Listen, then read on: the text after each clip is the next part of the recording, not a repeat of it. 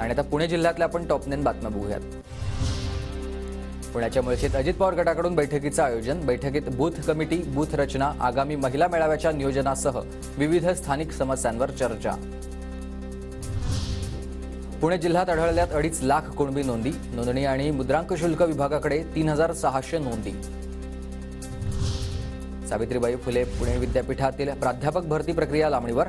उमेदवारांना अर्ज करण्यास 16 फेब्रुवारीपर्यंत मुदतवाढ। विद्यापीठामध्ये प्राध्यापकांच्या 111 पदांसाठी भरती होणार। पुणे महानगरपालिकेचा यंदाचा अर्थसंकल्प 10,000 कोटींचा असणार। महानगरपालिकेच्या इतिहासात पहिल्यांदाच एवढा मोठा बजेट सादर होण्याची शक्यता। अर्थसंकल्पात विविध विकास कामांना गती मिळणार। पिंपरी चिंचवड महानगरपालिकेचा 550 कोटींच्या कर्जाला घाट मिळालेला आहे। रुग्णालयात अधिक आणि पुणे महामार्गाच्या सुशोभीकरणासाठी मुदत कर्ज घेण्याचा घाट घालण्यात आलाय। पुण्याच्या मुळशीत पिण्याच्या पाण्याचा प्रश्न गंभीर। टाटा पॉवरनं 1 टीएमसी पाणी देण्याची मागणी। मुंबई उच्च न्यायालयात टाटा पॉवर कंपनीविरुद्ध याचिका दाखल।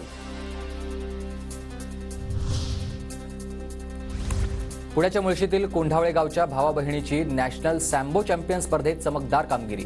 स्पर्धेत प्रसन्न कंधारे आणि सानिया कंधारे यांना 2 सुवर्ण आणि 1 रौप्य पदक। पुणे मेट्रो स्थानकांची नावं बदलण्यासाठी प्रशासनाकडून नवी समिती। मेट्रो स्थानकांची नावं बदलण्यासाठी 40हून अधिक प्रस्ताव।